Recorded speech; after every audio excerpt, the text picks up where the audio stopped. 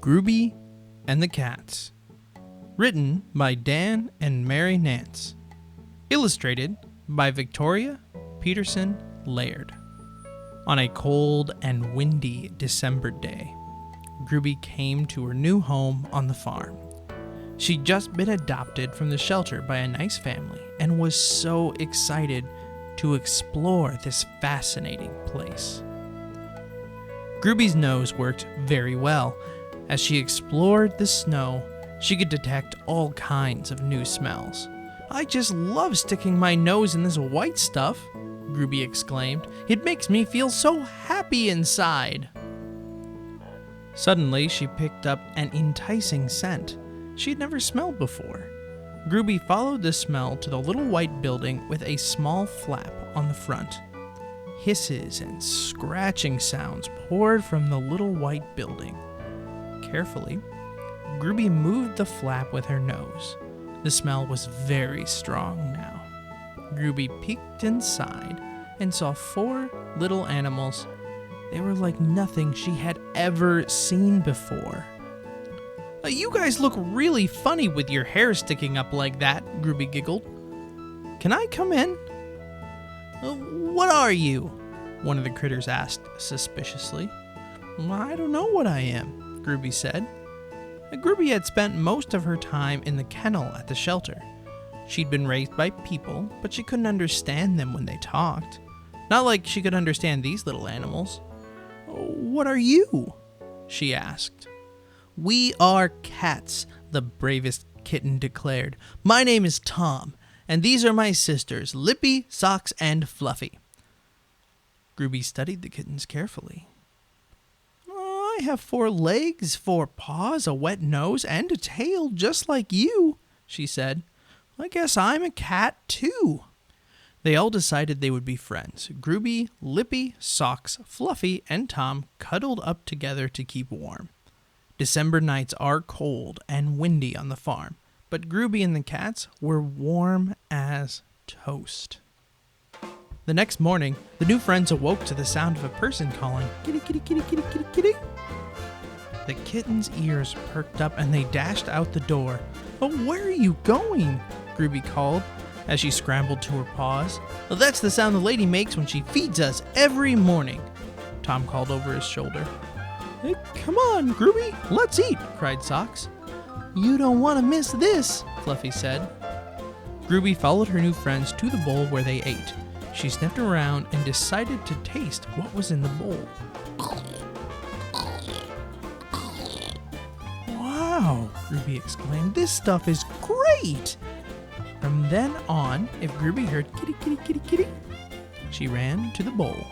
Winter turned slowly to spring.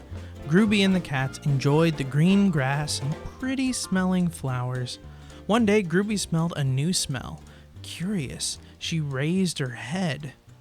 "I smell it too," said Tom. "I think it's Buddy, the big black dog from down the road." "He chased our mom," said Fluffy. "And never came back," Socks tearfully added. "There he is!" Tom shouted.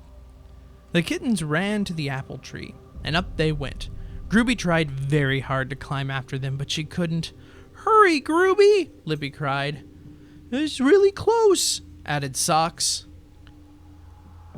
Greubie realized she was going to have to make a stand, so she bravely turned to face Buddy, the big black dog.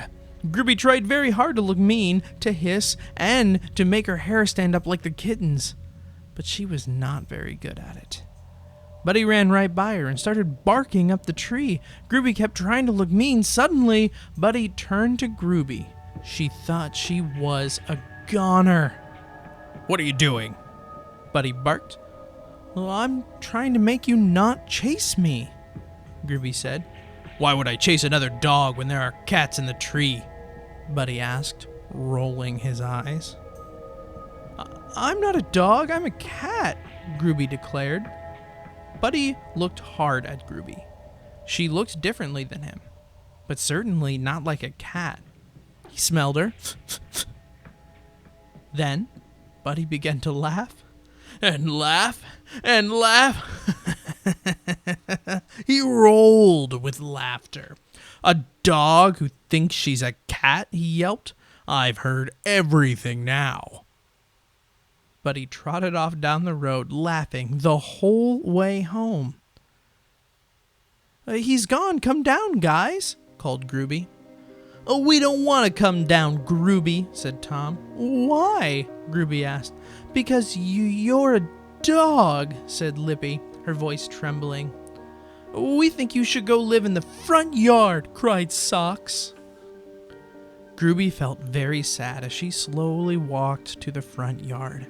She lay down in the spot under the tree, next to the people's house, like she and the cats liked to do sometimes. She could still smell Tom, Lippy, Fluffy, and Socks when she cuddled up. So what if I am a dog? I'm still their friend. Meanwhile, the cats climbed down the tree and huddled up in their little white building. "I'm cold," said Socks. "I'm scared," said Fluffy. "I really miss Greubie," said Lippy. All the kittens were quiet for a while. Then Tom got up and walked to the door. "I'm going to go outside for a bit," he said. Tom went out the door and looked up at the sky. "I should go make sure Greubie is okay. It doesn't matter that she's a dog. She's still our friend." Tom peeked around the corner of the house. He could see Greubie under the tree. "Who's there?" Greubie growled. "It's just me," Tom said. "Are you sure you want to be around a dog?" Greubie asked, sadly. "Come down to the little white building, Greubie. We miss you." Greubie was up in an instant, joyfully following Tom back to the little white building. "Greubie!" shouted Socks. "I'm so glad to see you," said Fluffy. "Oh, we don't care that you're a dog," said Lippy. "We love you, Greubie," said all four kittens. Greubie and the cats cuddled together and fell fast asleep as friends.